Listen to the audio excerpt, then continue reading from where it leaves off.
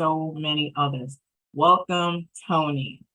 Thank you so much, Kimberly. Thank Oh, you for no having me. problem. No problem. So if you wouldn't mind just starting off, just telling us, in the audience a little bit about yourself and your background and what led you to where you are now before we Oh, kind of get into the interview. okay. Sure.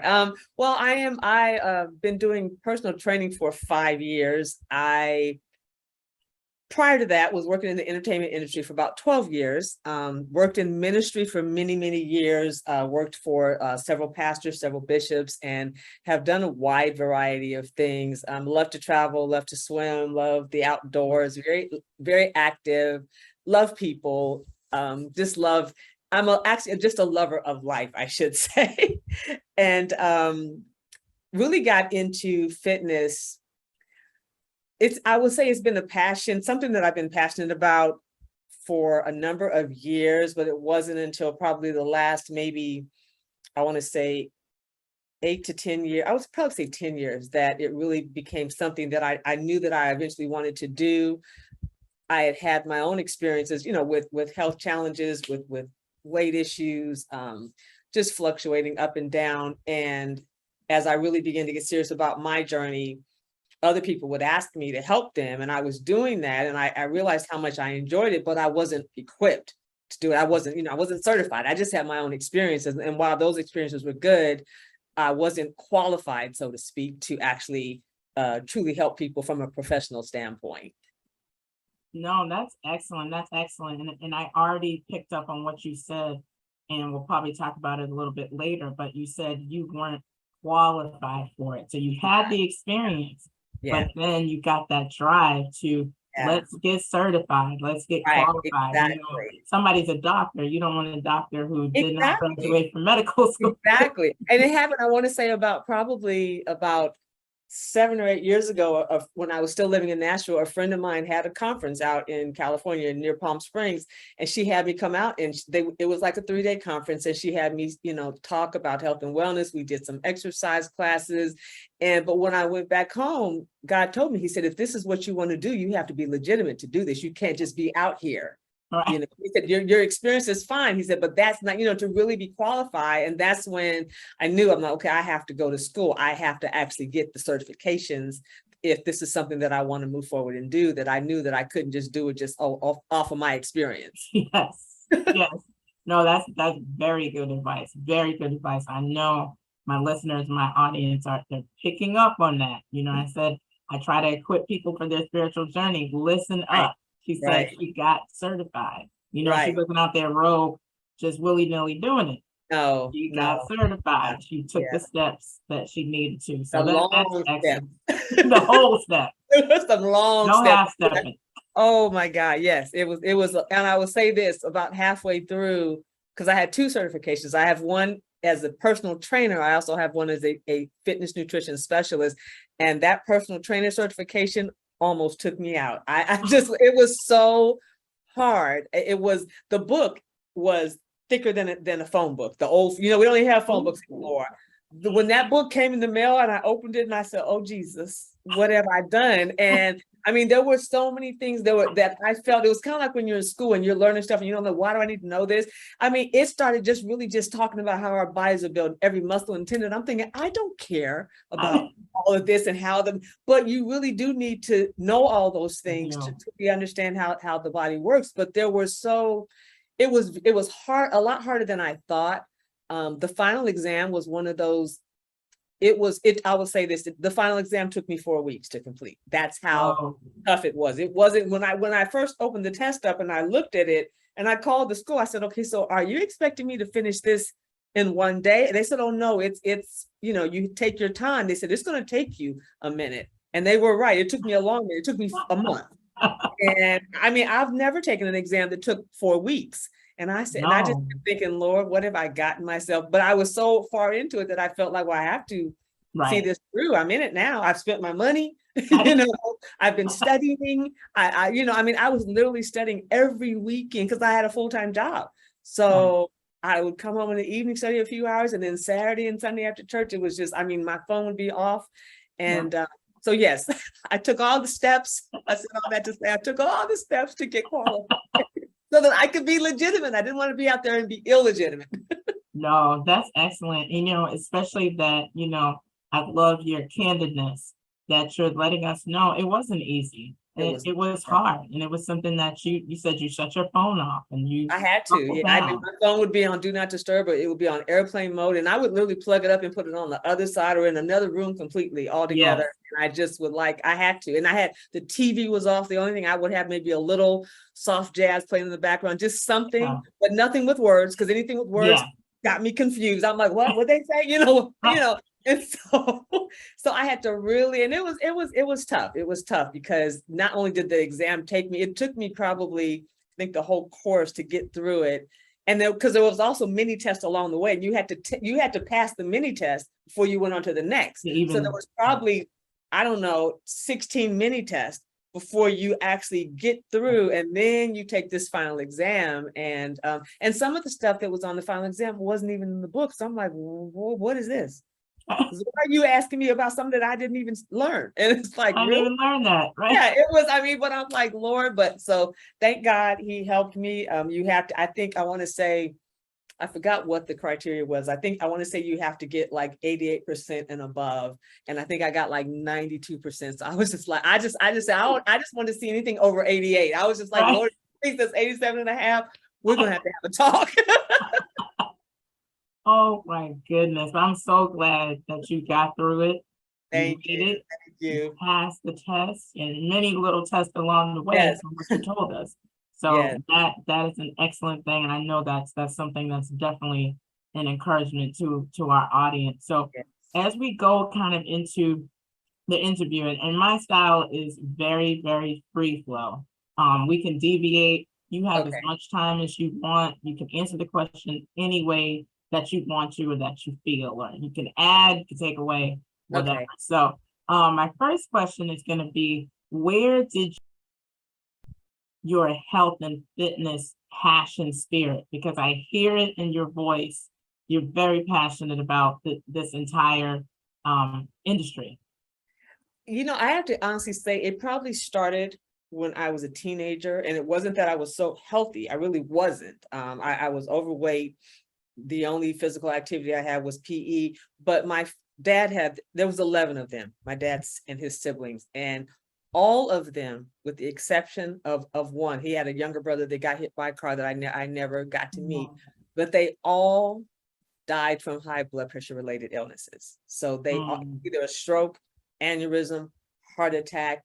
I had a few, two of my aunts had cancer, died from cancer. I had an uncle that died from cancer. I had an uncle that died in the drive-through at Jack in the Box, at a drive-through restaurant. He had triple bypass surgery.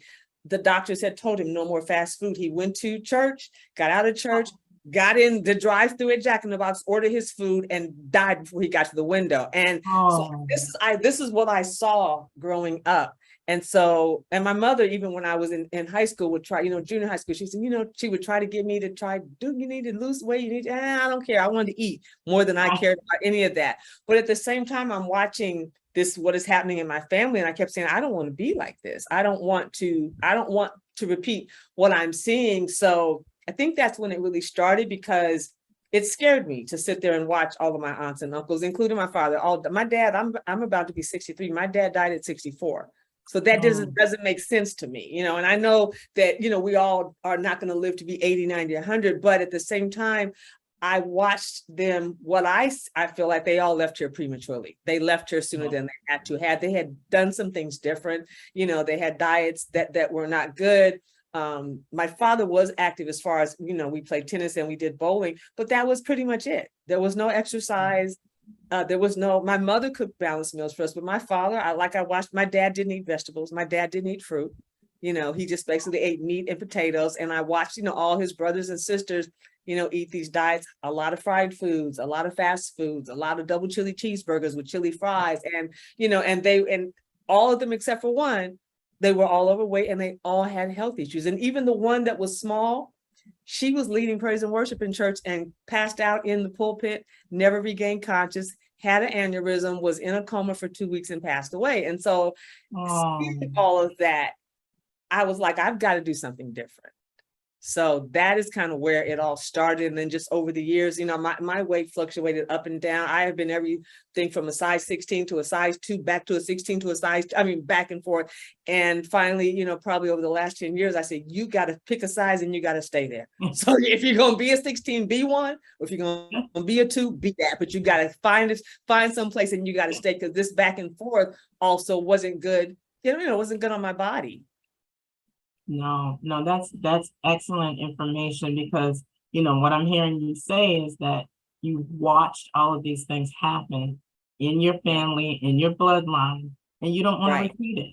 You don't want to repeat it. And there's reasons that you don't have to repeat it. And there's tools out there, and there's ways to live that can prevent that. So that's excellent. And it's also, to me, a way of honoring your family and starting a new legacy, starting a new trend for, you know, the cousins and the siblings. And we, like I said, we talk about generational curses, and I feel like that was a generational curse, because the bad health was a generational curse in my family, you know. And now I have cousins that are my age, 10 years younger, 20 years younger, 30 years younger, that work out. That wasn't happening in my family. You know, there's a whole cluster of cousins in my family that all work out. They're in the gym, they have trainers, they, you know, they're taking care of themselves. And we are really the first generation that has done that in our family, because the generation before us didn't do that at all. And, you know, they're mindful about what they put in their bodies. Before, we just you ate whatever was there. You know, we didn't give it a thought. If it was fried chicken, you're going to have the fried chicken. You know, if it was a pork roast, whatever it was, you were going to have that and everything that went with it. And we didn't think about, you know, what is this doing to my body? Nobody really gave it much thought. And now it's like, okay, we got to think a little bit. We have to be a little more intentional about what we're putting in our bodies and how we're treating our bodies. Yeah, no, that's excellent. You know, but I also hear, you know, just you taking that leadership role and being the one in your family to kind of corral everybody and say, we don't have to go out like this, you know, and being a leader in your family, you know, being a leader in your family. And people always think of, you know, leadership means like you're the boss and, you know, you're the CEO, but you can take leadership and ownership in so many things, and it can affect your friends or family. It can really affect them. No, I think that was excellent.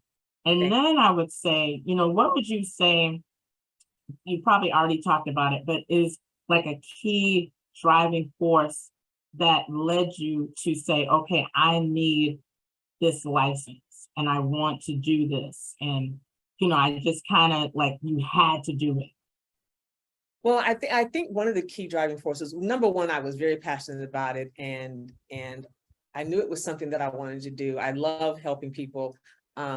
And I also, at the time, I mean, I had a job that I had been on for at the time, probably about altogether, I'd been there 12 years, but probably the last 4 to 5 years, I wasn't happy. I wasn't satisfied. I mean, it wasn't that the job was horrible. It wasn't horrible. I just had been there so long, I could do it with my eyes closed. I was traveling a lot because I worked for a gospel singer. So the first 7 years of traveling was fun. The last 5, I was like, I don't want to see another plane, another airport, another hotel. You know, it's like, oh my gosh, I just want to go home and sleep in my own bed.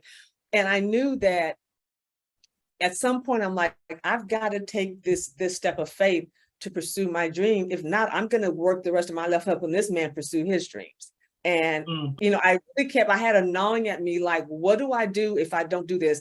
And then I have to stand before God, and he says, what did you do with what I told you to do? And if you didn't do it, you know, and I thought to myself, I've got to somehow. And so it was hard because I was working full time, going to school, you know, studying, you know, in the evenings. But I knew that I had to do it because I just felt like, you know, I've got to at least try.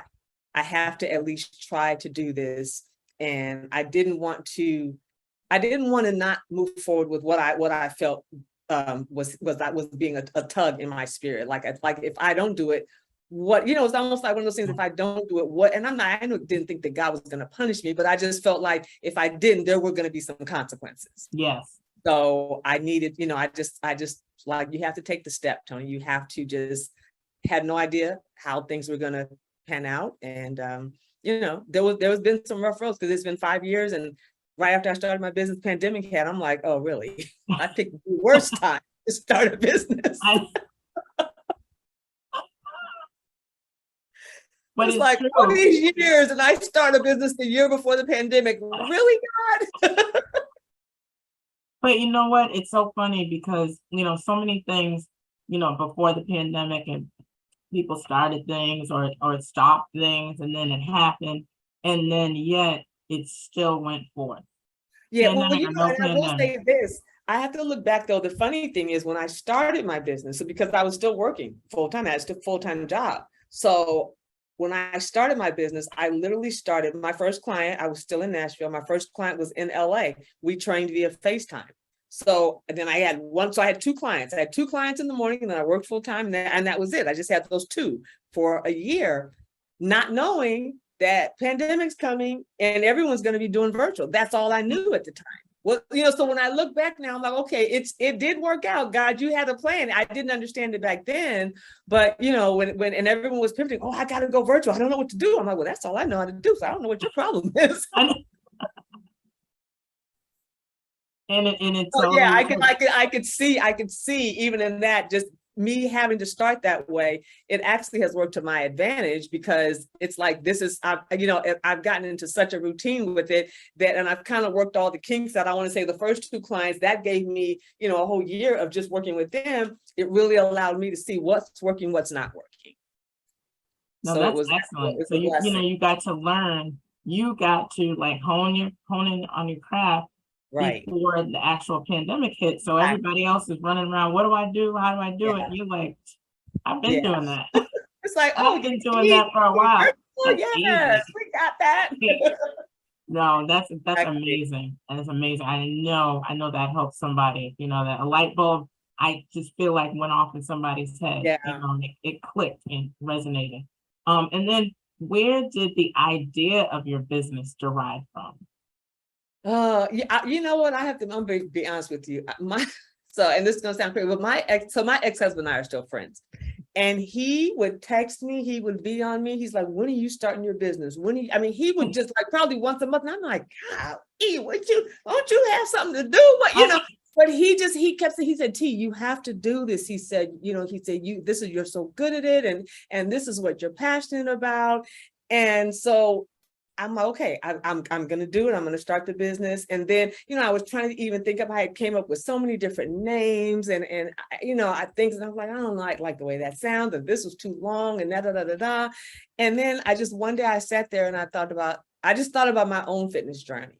And I thought about, yes, it's a physical journey, but at the same time, like I have to have the faith in God and the faith in my body and the faith and the strength that God has put in my body to actually move forward, get to the gym every day, take care of myself every day. And so that's where even kind of like the name came up, True Faith Fitness, because it's like, you got to be true to yourself.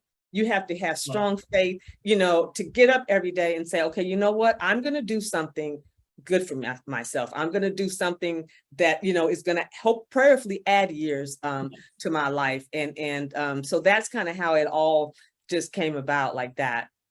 No, that's excellent. That's excellent. Because, a lot of times, sometimes you say, oh, somebody's nagging me. They keep asking me about this. Leave me alone. Right. And you kind of go back and forth in your head about, is it? But most times I find that when something is gnawing and nagging at you or somebody is, it's definitely something that's meant to be. Yeah. And like I said, it was, he would, it was, and you know what, and he would just encourage me. He's like, you got to do this. He said, you can't, we both had similar jobs. I was working for an entertainer. He was working for a bishop. He said, we can only work these jobs for so long. He said, we can't retire from these jobs. These jobs will wear us out. And I said, you're absolutely right. Cause I was getting worn out. And I also, at the same time, I didn't want to have this thing, what if, I didn't want to not do it and then spend the rest of my life going, what if I had started the business? What would I have done? What could have happened if I had gotten the certification? It was like, I have to. And then once I got, once I got the first certification, I was like, well, it doesn't make sense to only be able to help people with their body. You need to be able to help them with their food as well. So then I'm thinking, Lord, do I even dare get another phone book in the mail from this school? It wasn't as bad, but I will say going through the first course, it helped me to prepare for the second. So the second wasn't nearly as bad. but yeah, it is something that I wanted for years. And even when I first started, it was like, I want this, I want to have a gym. And, and then when the pandemic hit, it was some of those things you kind of like, okay, you know what, maybe we need to scale back a little bit. But I can still, like I said, look back even on the last 5 years and see how God has blessed. It's been difficult. I've been working since I was 16, and I've never done anything on my own. And it has definitely been, it's been challenging, but it's also been very rewarding and very fulfilling. But it's not, I will say this, it is not for the faint at heart. So if I'm just going to say that, I have to say that it is, that I was so funny. Even the other day, I thought to myself, I have a friend that works at Netflix, and another friend of mine, her son's looking for a job. And I thought, maybe I should just go get a job at Netflix, because at least I know how much money I'm gonna make every week. And then I thought, what are you talking about? What is your problem? Because when you are self-employed, you don't always know how much money you're going to make. You get some clients, you lose some. And I mean, I always tell people, I said, having a personal trainer is a luxury. It's not a necessity. So when people start to have financial challenges, I'm the first person they're cutting out. And I get that. You can't be mad at people for that, because listen, I've done it I've had personal training. Girl, you got to go. You're costing me too much. I need that money. And that it's true. It's the name of your business. Like you've been talking about, having that faith. We all have those moments where we say, why did I do this? Why did I get into this? I could just go do something easy. Right. But you wouldn't have that drive. And, if God called you to do it, it doesn't matter if it's hard or if it's easy, you still have to do it. Right. Exactly. And, I see that faith and that, perseverance in you. I've always admired how bold you are and courageous, and you just step out there and do it. And everybody doesn't have that. Everybody's not blessed with that, that gift and that unique anointing to be able to say, God told me to do this thing and I'm going to step out and do it. There's so many people that may even have the same dream that you had, or God may have even told them, step out and do something. They said, nope, I'm not doing it. They did a Jonah and they said, I'm not going over there. You want me to go over to these people? I'm going somewhere else. It definitely is a step of faith. You don't. And one thing I have learned about God is he never showed you the whole picture. He's only going to show you a little bit. Sometimes he don't show you anything at all. And you're just like, you're either going to trust me or you're not. Now I'm in charge, and it's like, so you trust me or don't you? And it can be scary because he doesn't always reveal everything. He doesn't always show you what's going to happen, and so it is, and it's still, even 5 years in, it's still, because there's more that I want to do. And so I'm like, Lord, okay, we're out here now with 5 years. What you got? No, I love it. I love it. Another thing I was thinking about, when did you know, again, that it was something, we've kind of touched on it, so it's kind of leading into this question, but when did you know that this was something that you had to do? And what advice would you offer to anyone out there who's maybe torn about their career path in life, or not even just career path, but just kind of like, God, what am I supposed to be doing? What is something that rooted and kind of grounded you and got you to say, okay, this is it, God, and I have to make that choice of, do I keep doing the mundane things? Do I keep going in and like, I know I'm not meant to do this, but I'm doing it anyway because I'm scared. Right. So, I don't want to take that. Maybe I don't want to take that leap of faith, but it's something had to click and say, okay, this is it. This is that moment where I make that choice. There were a few things on the spiritual side. I will say there were some specifics that God had told me about how to build the business, how to pattern, I should say, not so much build it, but how to pattern it, and how he really showed me how to take the experiences that I had, negative and positive, from working with personal trainers in the past, and how to really pull from what I liked, throw away what I didn't like. But then at the same time, kind of also, merge it with ministry. And when I say that, what I'm saying is, like, for example, God told me, he said, when you train people, when you're calling them to train, be sensitive as to where they are, meet them right where they are. So there have been times where I've called a client and they bust out in tears. like, hey, what's happening here? And we've ended up spending that time praying and maybe talking and just talking. And so, but at the same time, when I was on the other job before I actually started, I will say this, things got so uncomfortable there that I literally felt like, I will say this, the person that I worked for ended up having a stalker that stalked us for almost 2 years. And I mean, it just, things got so increasingly uncomfortable. I mean, this lady, at first it started off a little mild, and then the lady starts showing up. I mean, it escalated to the point, and I'm just going to say this, I had to actually end up getting a permit to carry and getting a gun. That's how dangerous this situation was. And I thought myself, my God, I got to get out of here. It became so uncomfortable.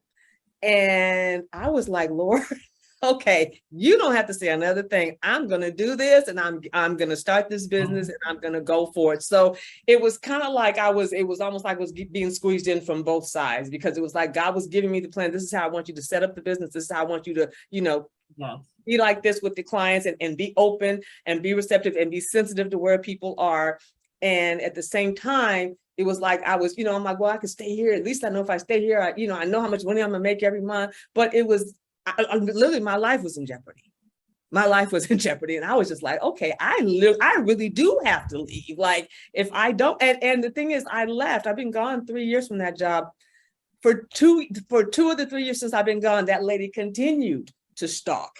I mean, she went to jail 6 times.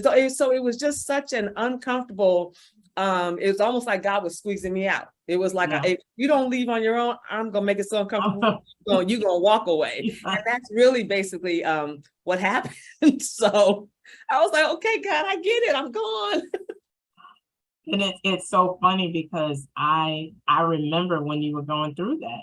Yeah. I remember like praying, it was tough. Going through that whole fear. Going through that stalker situation, and I love my parents, was worse than losing my parents. It was that bad. I have never been through anything like that in my life. And to sleep with a gun on your nightstand every night, to have a gun. I mean, I'd be in church. The gun was in my purse because this lady was following us. She moved around the corner from me. And so, I pray that nobody has an extreme experience like that. But sometimes, too, I also feel like sometimes God will allow us to get so uncomfortable in a situation till we have no choice but to pivot and make that change. No, definitely. That was excellent, testimony. And again, I always appreciate people's transparency. When you could hold back, or you could say, I'm not telling that story. I'm not telling it, but you don't know who you're helping. And it's not fair. God gives us all these things. And again, we talked about the tools and things that people need for their spiritual journey. And these things are helping. And, it behooves us to be able to, tell your story. I'm not saying to tell all your business or anything, but, people will hold back a lot of things that could help so many people. Exactly. And I appreciate you, being transparent with us and letting us know, this is what happened to me, and being in church, sometimes we feel like certain things aren't supposed to happen to us because we're in church, and we're saved, and so nothing is supposed to happen to us. We're just supposed to live in this bubble. We don't live in a bubble. That is, we live in the real world. We live in the real world. Don't live in a bubble. So I appreciate you, that honesty that we're getting from you, that authenticity, So how did the uniqueness, I would say, of your story and your journey develop into a business? So, people have experiences and things that they've been through, and it doesn't always develop into an actual lucrative business like yours did. So if you could talk a little bit about that, and how somebody would, attain to something like that. Okay. I think for me, again, kind of even going back to, I've had various trainers throughout my, what I call my wellness journey. And, there were some experiences were better than others. Some experiences were great. Some, what I felt like, as you get older, you kind of have to, some things that we could do in our 30s, and then we get in our 40s, and you get your 50s, you get in your 60s. It's like, okay, if I'm in the gym and I'm jumping up and down off of a box at 35, but now, okay, I'm 62.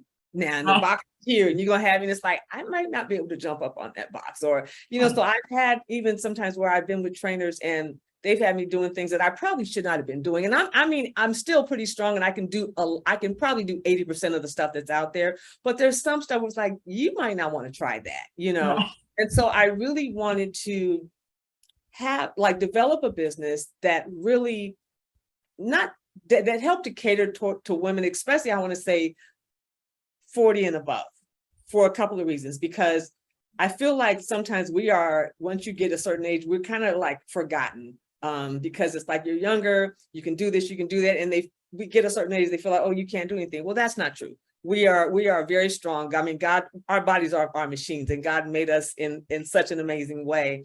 But I feel like sometimes that age group from 40 up, there's two things happen. We're forgotten about, or we give up on ourselves. Yeah. Because I've heard also so many women, I've been out, at a party or at the dinner, and I hear people, well, I'm 50 something. That's just the way it is. No, ma'am, it doesn't have to be that way. And so I really wanted to try to develop a business where I could offer custom workout plans for ladies that are 40 and above. I've got clients literally though from 20 to 75. And so it just runs the gamut. But what I've learned is what I have my 20-year-olds doing, I can't have my 75-year-olds doing. What I have my 40-year-olds doing. Sometimes I have two that are 75. One can get on the floor, one can't.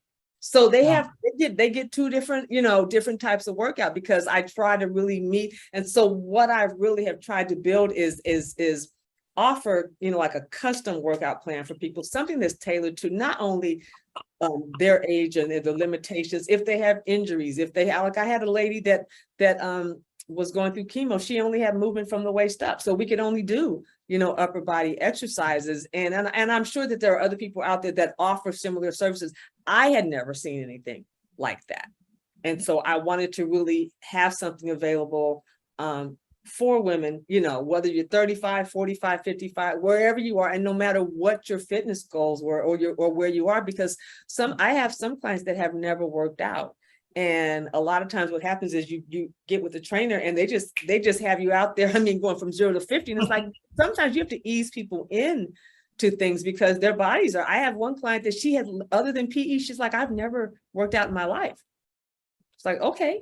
And so I had to really kind of walk her in, because even the movements were strange for her, Right. So just trying to meet people where they are versus let's go out here and let's have you jumping up and down off of boxes 50 times a day. It's like, you can't do that. So that was really kind of how I wanted to pattern, the business, and just really make it accessible to people. Because the other thing that I found out, when I was, working with personal trainers, it's very expensive. And most people that do desire, they don't have $600-800 extra dollars a month, some $1,000 a month. It's expensive. I was spending $600 a month, and this was years ago, for a personal trainer. And I wanted it to also be accessible. So I, because I work from home, I feel like, hey, I have to pay rent anyway. So it helps me to cut down where I don't have, this $5,000 a month rental space that I have to pay for a gym. Because originally I wanted the gym, but when I looked into how much it cost, I'm thinking I'm going to have to charge people, $100 an hour. And that's not what I wanted to do. So I also wanted to make it that it was something that was achievable for the everyday person, because everyone doesn't have, $200 or $300 extra a week to spend on a personal trainer. And so that was the other thing that God told me. He said, you need to make sure that it's affordable for people. No, I appreciate that. I am a witness. I always tell people, I said, I may not look like it, but I am one of Tony's clients. I said, I hope I'm not representing you in a bad way. Like, oh. No. But, again, I identified with, not only because we were already friends anyway, but I identified with your spirit and your approach to health and fitness. And I've been on the journey my whole life too. I've had the experience of being really small and Right. being so small that, people are like, what's wrong with you? Are you sick? Right. Are you sick? And then the other side, what are you doing? What's Right. going on? Right. so that whole thing, and it's very psychological, it's very Yes. emotional, especially for women. And I want to pause here in this interview and just honestly thank you for the times that I've texted you, you've called me, we've prayed together, and I said, I don't know what's going on. What in the world? Why am I eating this? Right. What am I doing? Why am I not liking vegetables still? Right. Not liking the fruit?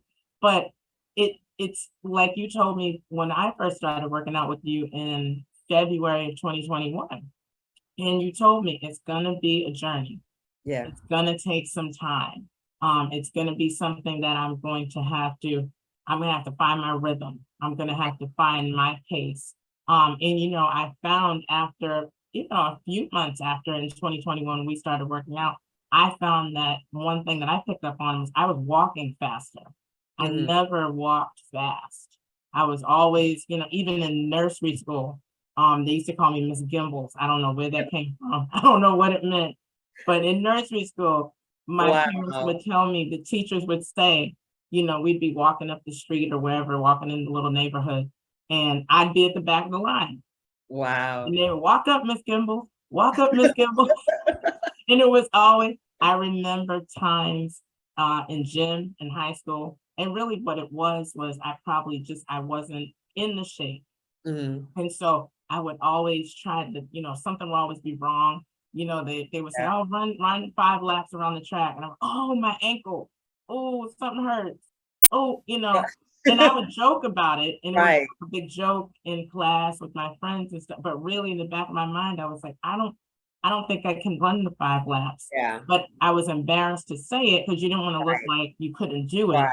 So Exactly. it would always something would snap. Oh, I can't do it. And I thought about those things Mhm. as, I got older, and in my 40s and almost out of my 40s.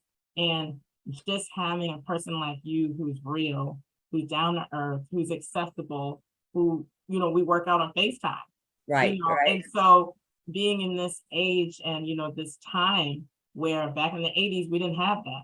You had to No. go to the gym, you had to Exactly. pass gym class, then everybody was going Right. to the gym outside. And so just you being able to be that real person Right. that's accessible and that's not like a robot. I've had trainers like that too at Yeah. No. gyms I belong And to. that's no good. Yeah. It's It no good. doesn't work. No. And It's you really have to take the time and get to know people, not just what their goals are as far as working out, but just even get to know their personality. Like I know my clients now, I know them so well that if I call them, I'm like, okay, what's wrong with you today? Because I right. know, I just know them and I pay attention and I try to listen to certain things that they say. And so when I pick up on body language, I'm like, okay, are you sad today? You depressed? What's happening? Because I just think it's important. I don't want it to just be like, okay, come on, let's get this exercise. If I'm looking at you and you got tears in your eyes, okay, we're not about to work out. What's going on? And so I just think it's important. And I try to be open and honest with my clients too, as far as, like you said, as far as being transparent, because a lot of times some people only know me right, for the last 2 years. And they've never known any other version of Tony. And there have been several versions of Tony, mentally, physically, and otherwise. And so sometimes, they'll talk about things and I'm like, yeah, that I was, I had a client that we were talking the other day and she was saying how she had been abused by a family member and that she had been molested. And I said, well, I've never been abused by a family member. I said, but I was raped in college by someone that I thought was a friend. And she's like, she never feel like I never would know. And I said, but I was trying to let her know, I understand where Yes. you are, that, and so I try to, like I said, not so much putting all my business out in the street, but if we're talking about something, and there have been a lot of things that I've been through where I will tell people, I said, I understand because I thank God for, I don't want to say I thank God for being raped, but I thank God for the experiences that I've had, because all of those experiences God has been able to turn them around. I've been able to minister to someone else about that, Yes. even about depression, about suicidal thoughts. I mean, there have been so many things that have come up and I've been honest with people about my own struggles. And they're like, I would never even think that. I said, well, who sits there and talks about this stuff? We don't really talk about that stuff. And now with social media, we're only posting the highlights. We're not posting had suicidal thoughts today, Right. depressed. Nobody posts that, you know, you hardly ever see that. I'm out here at the beach having a good time. And so I try to be open with people and just, you know, really let them know, hey, you're not by yourself. I'm here. You know, not just as your trainer, but if you need someone to pray with you, if you need someone to talk with you. I have a client right now who's going through some physical things. She hasn't been able to work out, but I text her almost every other day, let her know I'm praying for you, because I really do care about her. Not so much that, oh, I don't want to lose her as a client. I want her to be well in her body. You know, whether she's my client or not is irrelevant. She's my sister in Christ. I want her to be whole in her body and to live a healthy, prosperous life. You know, so I thank God that he's given me a heart, you know, beyond the exercise, to try to really meet people where they are and give them something more than just some exercise. We exercise and we talk and we pray. Exactly. We have a blast. I'll tell We anybody, do. my audience out here, whether it's just me and Tony working out or me and our two sisters, I'll leave them We off of actually have this. so much fun. I always look forward to it. So sometimes I'm disappointed when you guys can't work. I'm like, what? You I can't work know. out? I need my laugh today. I do too. I look forward to it's a literal therapy session, you know, especially, It really especially is. after like it's usually after a long, hard, crazy day for all of us, you know, and you know, I just get upset sometimes because, you know, sometimes with my work schedule and different things, I end up not being able to, and I'm like, that's the thing I want to do. You're like, I want to do And it. other stuff, I don't even want to do it. Oh But gosh. no, it's excellent, and it's because you bring a humanness to it, you know. And I was saying earlier that I've had trainers and stuff at gyms, you know, it's cookie cutter gyms, and Right. they give you, oh, you're doing 50 of this, 40 of that, and they don't ask you, like you said, well, can I do 40 of that? Can Right. we do Do you 50? even Drop know and do if I this. can do 40 You of don't these? know if I can, and Yeah, you don't have and no didn't idea. even care. Yeah. Didn't care if I wanted to, if I And could. that's no good, because, you know, I mean, honestly, a person could end up injuring themselves and then never being able to do anything. And that's not what you want to do. You know, you're here to help, not to Right. injure, not to hamper. And so I just think it's important that you It's really very try to get to know what that individual can and cannot do, and what their weaknesses are and what their strengths are. No, I definitely can see that. And like I said, the biggest thing with your workouts is the humanness. Yeah. You know, it's the humanness. It's the like the you know the candid talks and Right. laughing and you know me thinking that we're on the fourth set and we're on the second one. I know. You're like, is this two? Is this This is three? this is No, four. girl. Trying to rush it, right? Trying to You get know, through here. You trying to throw me off with my count. Did you say 3 sets or 4? What? no, definitely. So I want to pause here and talk about, we talked about it earlier when I was introducing you, but please talk about your inspiring book. Now, this is a Ah, plug. This is a plug. all You take right, all all the time right, that all you right. My need, book, pull it out. yeah. So this book, it's never too late. The Journey to Healthy Living.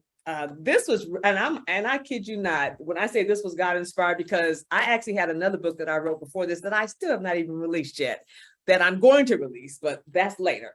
But I was working on that book, and I was in the Bahamas on my way back home, and God said, there's another book that you need to write. And I'm thinking, Lord, I'm writing this other book. What is I he know.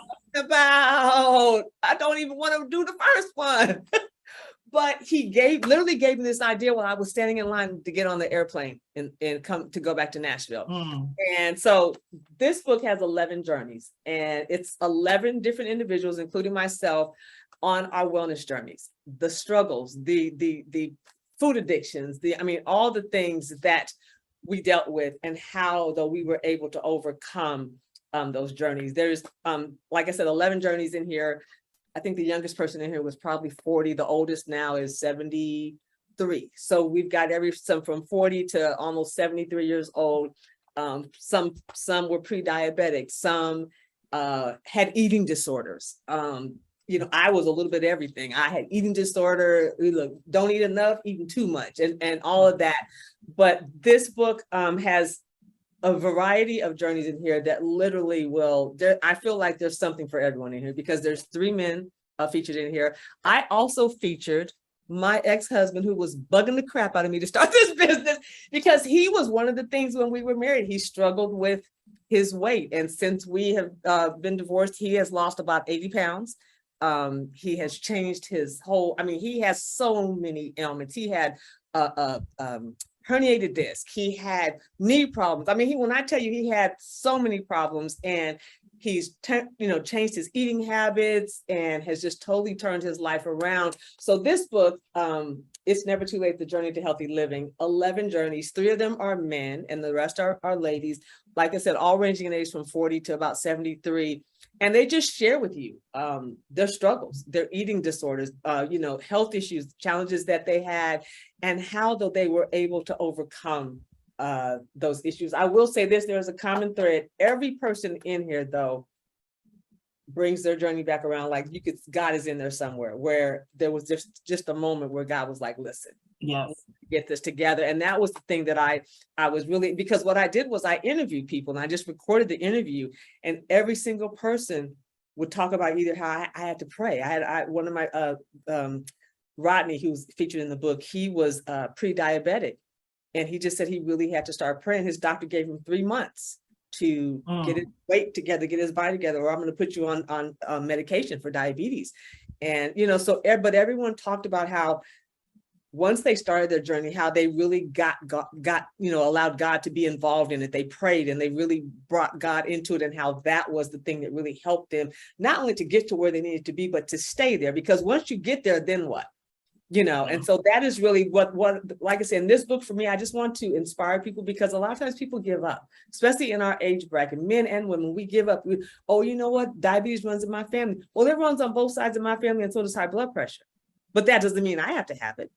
And I have, I think about that, and I'm thinking, well, I could just say, well, this is just the way it is, and take the medication. But I have fought hard. I've eliminated things, from my diet. I have, try to stay active and do things, because I don't want to get diabetes. I don't want to have to be on high blood pressure medication. So this book, just a lot of inspiration in here. If you just need a little inspiration, then this book will really bless you. I just wanted it to be an inspiration to people. It wasn't so much about promoting Tony, but it's just like, I wanted to promote inspiration and motivation. That's and I awesome. wanted people to know that it's never too late. It really is, because it doesn't matter if you're 35, 40, 50, 60, you start where you are. Don't let your age be a factor. Don't allow your age to box you in, where you feel like you can't do something for yourself. You can't do something, to take better care of yourself. As long as you're here on this earth and you have breath in your lungs, then it's truly never too late to be a better version of yourself. And that is really what the book is about, and how the book came to be. No, that's excellent. I bought the book for a couple of friends of mine at work, and it was from a couple of years ago. I was on Instagram at lunchtime, and my coworker leaned over my shoulder, and she was, "Who is that?" She's like, "Oh my goodness, you know her?" And and she was started following. Sure, she's still following you. Yeah. She looked it up, and she loved it. And she's she's not wonderful. a church person, Right. That's but wonderful. she was able to identify with everybody's stories and everybody's journeys.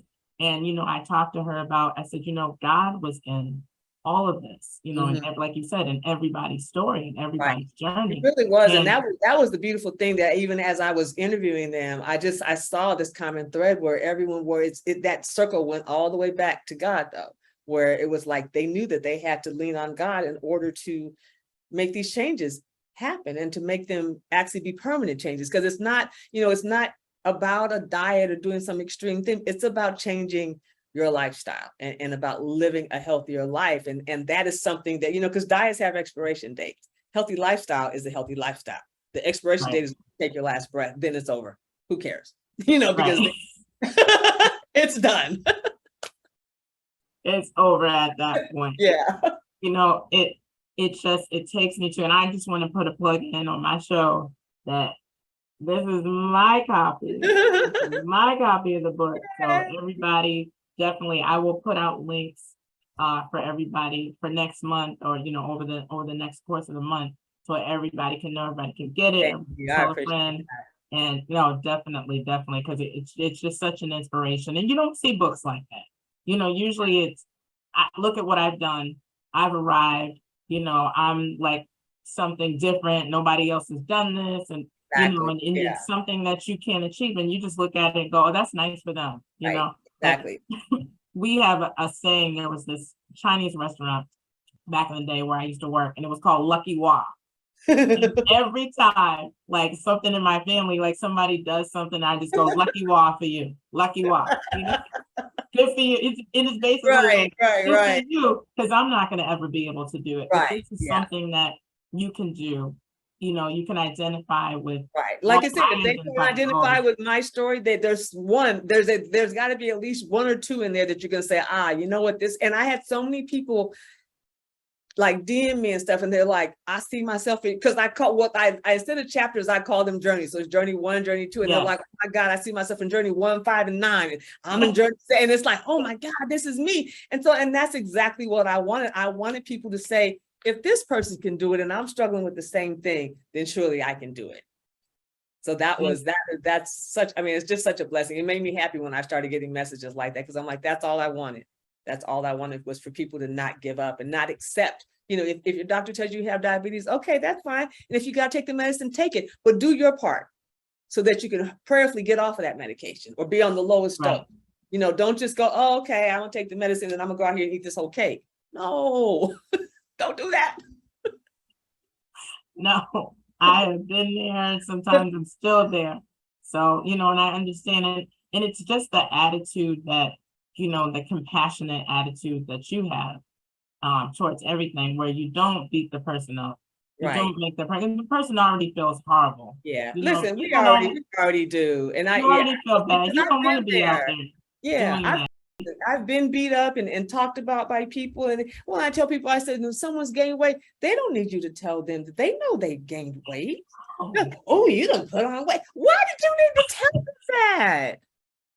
Don't you think they know themselves every day? I just think that's so rude. It's like, why did you have to do that? I don't know what people are thinking. And I love the one where people say you're picking up weight. So I'm Like walking you're in the around, store picking it up along the aisle. Oop, let me get this 10 pounds over here and 20 over putting it here. in my carriage, putting it in my carriage, So rude. picking It it up, is. or picking up weight Yeah. along the way. You know, It's rude. And listen, I can think back to so many times where my feelings have been hurt from being made fun of in school to, just mean things being said. And I'm just like, Lord, I don't ever want to make anyone feel like that. no, It's no. And we're extra sensitive to it, you know, and that's what to me makes you so different and so unique, where, you know, some of these trainers, again, like I said, I don't think they've ever struggled with that. So and it comes easy to them.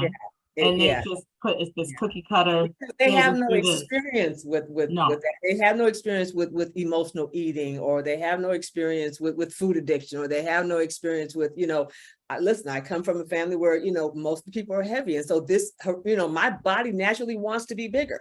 And a lot of times, if you don't have those experiences, you really can't relate to what a person is going through. And so that's where I've even tried to take my own experiences and my own feelings and like I said, the hurtful things that have been said. It's like, I don't want to repeat that, but I also want to help people in a positive way, not make them feel bad about where they are, not make them feel bad about what their struggles are, because we all have struggles, and we're here to help, and not to make you feel bad, because like you said, people already know. They already know. Right. And so I don't need to come in and go, yeah, girl, your eating is a hot mess. You know your eating is a mess. That's why we're talking.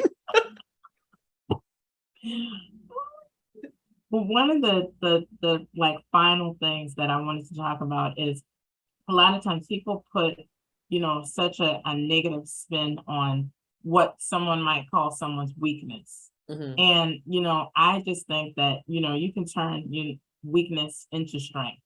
Right. And I've seen you do it. And I wanted you to talk to the audience about, what did you once see as maybe you thought was a weakness of yours, when it comes to fitness and health, but now it's actually maybe catapulted something, or has had like a positive effect with one of your clients, or just even with yourself, something that you thought was a weakness, but it actually turned out to be, the thing that catapulted something.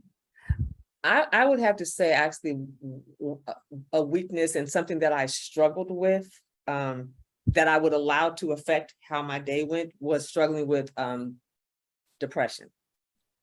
And because a lot of times I would allow myself to get so far down that slope that I couldn't function. And I would be in bed sometimes 2 or 3 days at a time. Just like I wouldn't eat, just pull the covers up over my head, phones off, I don't want to talk to anybody. And then when I started this business, I mean, 20 something clients, I got to show up for them. I can't lay up in the bed all day depressed. And so I've had some really, really low moments in these last 5 years, but I've had to show up for people. And it's not that I'm out here, faking or being whatever, but it taught me that you can push past that depression and you don't even, and sometimes it's not even pushing past it, but it's like, don't give into it so much, that you just have this pity party, that you just lay there, oh my God, the world is falling apart and da, da, da, da, da. And I've had to really just, okay, you know what? Pray, get yourself together and get up. And even to the point where like, I wouldn't work out. Like I remember years ago, I was so depressed and I love working out, but I was so depressed at the time. I didn't work out for a month. That's not like me. I mean, I work out 5 days a week. Like it's like almost like it's a meeting, like Monday through Friday, I'm going to be at the gym. Every day I got to put my gym clothes out and would look at them and I'm not doing it. And so that to me was something that I struggle with. And I still have those moments where I'm like, but I'm at a point where I'm like, you know what? You're either going to trust God or you're not. And you're going to show up for your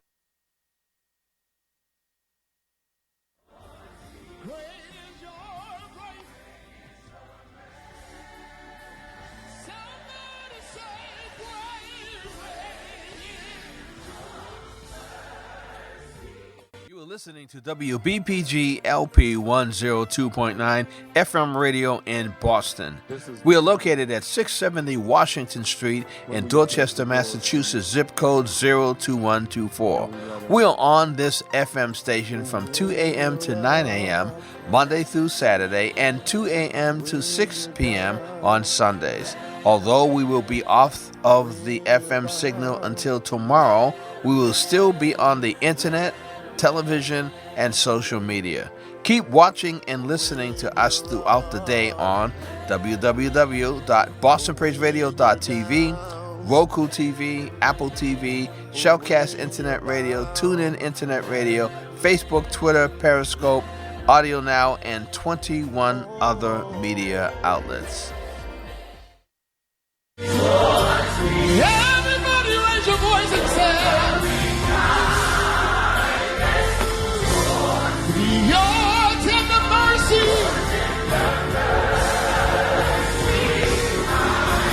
day after day, day after day, Lord.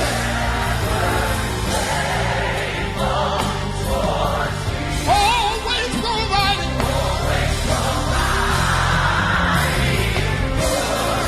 Everybody say,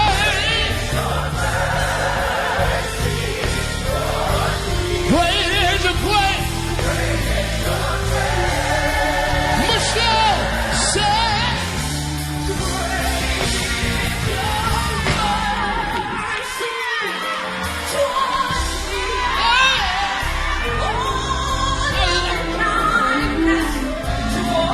your tender mercy.